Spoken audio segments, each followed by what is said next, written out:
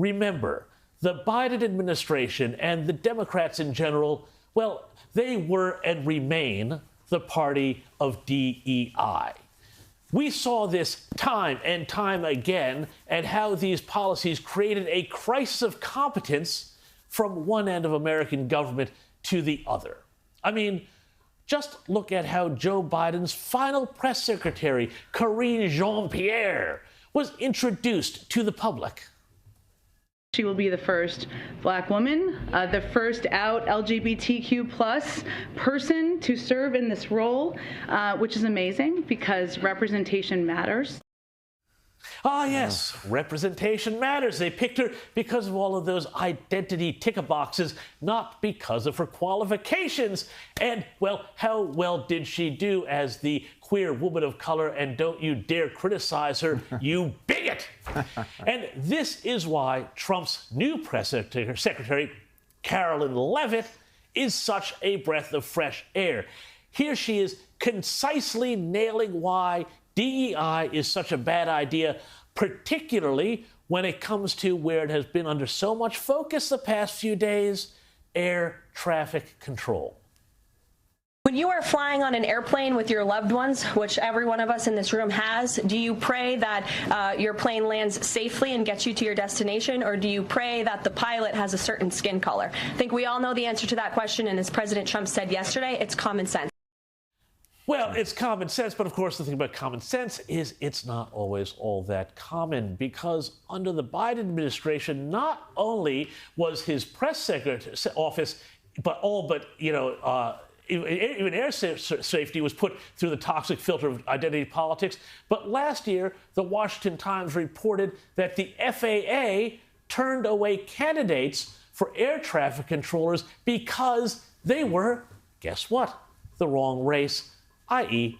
white. The New York Post revealed that under Biden, the FAA was looking for people with intellectual even and psychiatric disabilities to fill roles at the FAA and as air traffic controllers. And again, folks, I can't imagine anything going wrong with that. But right now, the FAA is still fighting a class action suit brought by 1,000 would-be air traffic controllers who all said that they were denied positions because they didn't fit in with the agency's diversity quotas. And for all the questions being raised about the qualifications of Trump's nominees to key agencies, the Biden administration and Transportation Secretary Pete Buttigieg, who was one of the most incompetent individuals ever to hold that or any other cabinet post under Joe Biden, well, let's not forget that they tried to put this guy up to lead the FAA. Can you quickly tell me what airspace requires an ADS-B transponder?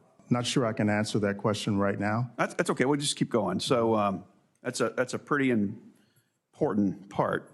So what are the 6 types of special use airspace that protect this national security that appear on FAA charts?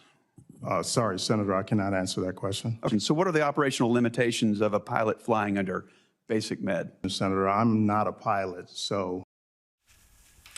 He's not a pilot, but head of the FAA with no basic knowledge of the industry. So why did he get put up for that position? Well, your guess is as good as mine. But again, it all comes down to what really must be summed up as a conflict of visions between the left and the right. And on the one side, you've got the left. They believe in quotas, diversity studies, dividing everybody up by race and creed and skin color and who they like to sleep with, as if any of that matters to keeping a plane in the sky or, frankly, pretty much any other job you can think of. And then, on the other hand, on the conservative side, on the right, you've got common sense, racial blindness, may the best candidate win, the philosophy espoused by Donald Trump. This gets to the very heart of this conflict here.